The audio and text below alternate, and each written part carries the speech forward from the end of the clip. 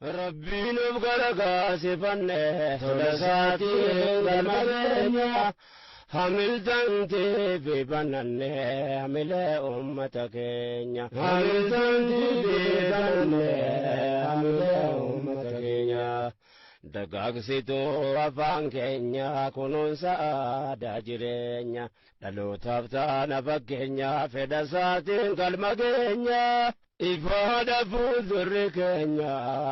bu'aa badhaasa nageenya ifaadha fuuldurri keenya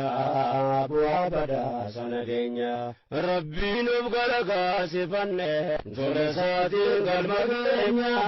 hamiltantii fi bananne hamilee uummata keenya dagaagsituu afaan keenya kunuunsa aadaa jireenya